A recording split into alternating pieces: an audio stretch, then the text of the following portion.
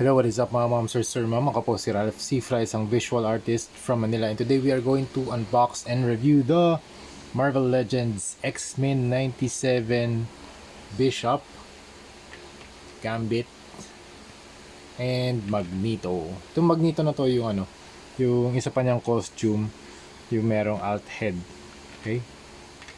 Ito yung purple version na may cape, tapos iba rin yung suit niya na may letter M sa may gitna. Ang height ni Bishop ay around 6.75 inches tall. Halos mag 7 inches na rin pala. Si Gambit naman 6.5 inches tall and si Magneto around 6.5 inches tall. Okay, start tayo kay Bishop. Very solid build.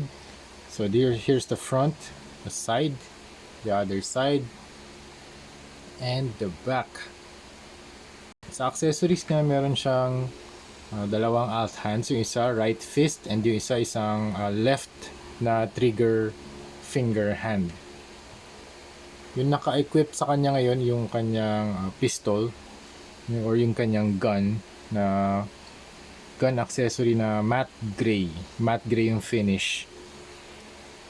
Gusto ko yung sculpt ni Bishop dito, very bulky shoulders, bulky legs, tapos meron pa siyang some sort of gun holster dito sa kanyang left na shoulder. Tapos yun nga, meron pa siyang accessory na baril, tapos meron pa siyang bandana na nakasabit sa kanyang leeg.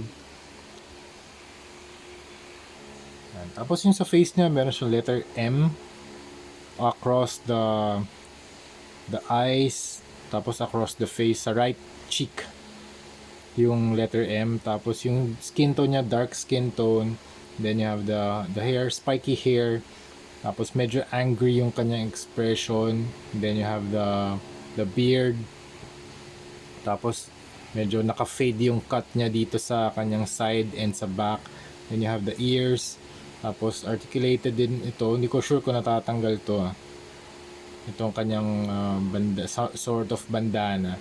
Tapos you have the blue suit, the blue and yellow na color palette. So ang color palette niya, blue, yellow, orange. Tapos blue, yellow, orange, black, and red. Tapos dark skin tone, black, and dark blue pala to. Yan. Tapos sa likod, you have the gun holster. At the back, you have the back muscles. Tapos meron siyang malaking very long strip of yellow across the shoulder, on top of the shoulders, papunta dito sa kanyang left na leg. Tama, left na leg. Tapos hanggang dito rin sa harap. Dun sa harap merong strip na black. Tapos dito sa likod wala.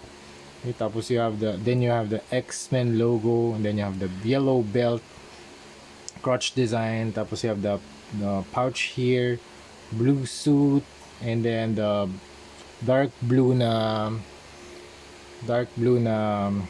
boots.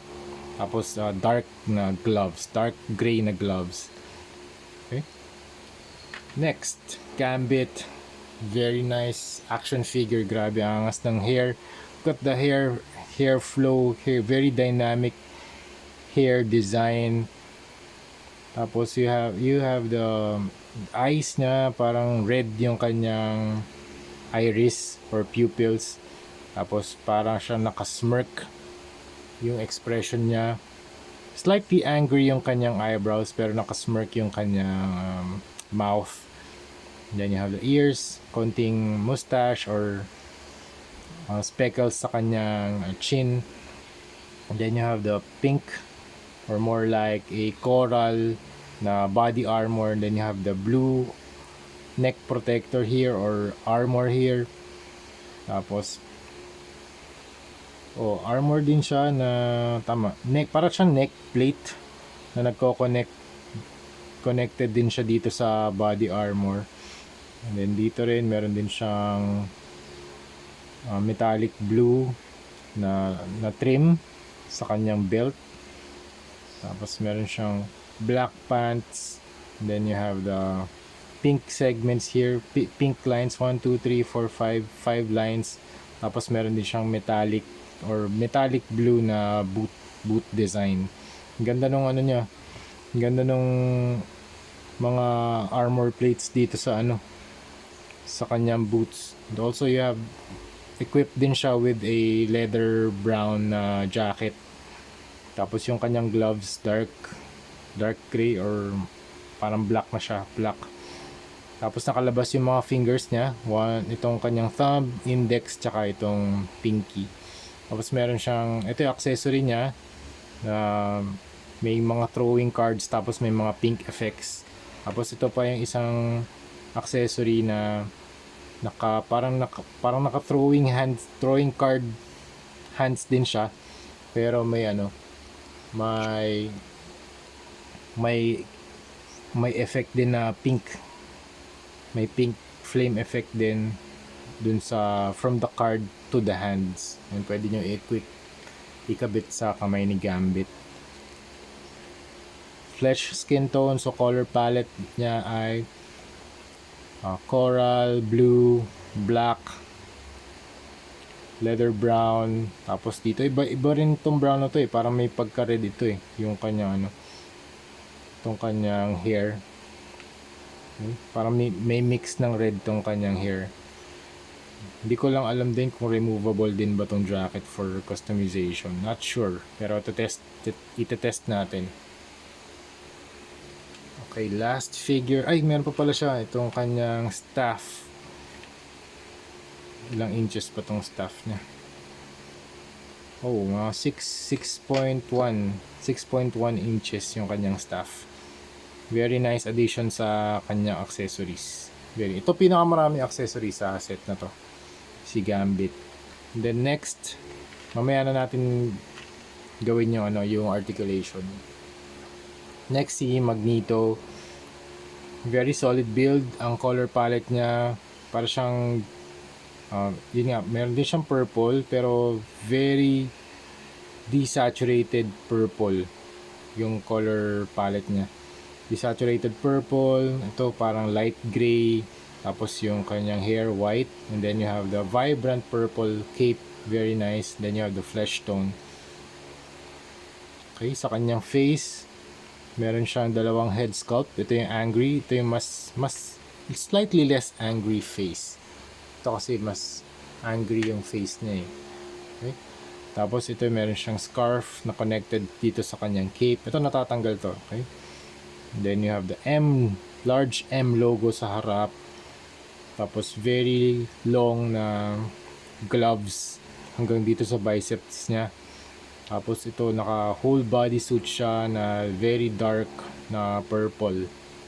Tapos meron lang M dito sa gitna. Sa likod ganun pa rin. So ang paint lang na ginawa dito, itong part na to, itong M, kasi default plastic. Oh, tama. Ito, purple plastic na to eh. Itong ginamit dito eh. Tama ba? Oh, tama. Tapos ito, very vibrant. Ang ganda ng pagka-purple nito. Very vibrant. Tapos meron lang din siyang dalawang alt hands. Okay? Okay, so articulation tayo. Dito kay Bishop. Dito kay Bishop. Up, down, 360, gagalaw to 360 yung arms, pwede, okay, nice. And outward, meron din bicep cut, tapos double jointed elbow, ball joint yung kamay, can move up and it can move outward and inward. Okay, tapos ab crunch, stretch, crunch, okay. Meron ding waist movement, kick that far. Tapos double jointed yung knee, and then meron ding thigh cut. Tapos ito ball joint yung paa. Ito naman kay Gambit, halos the same lang din. Tanggalin ko lang tong staff. Okay, head 360 up, down, tapos rotation, upper arm movement meron. Okay, double jointed na elbow, then ball joint yung ball joint na ba to? Yeah. ball joint yung kamay. Tapos can ab crunch, tapos stretch. Yes, pwede. Meron ding waist movement. Tapos kick that far. Front kick. Meron ding pwede ring i-bend yung knees, double jointed. Tapos meron ding cut dito sa legs. Ito ba meron? Meron din cut si Bishop. Okay, dito sa ilalim. Okay, tapos yung kanyang feet ball joint. Okay. Dito naman kay Magneto, up, down, up and down.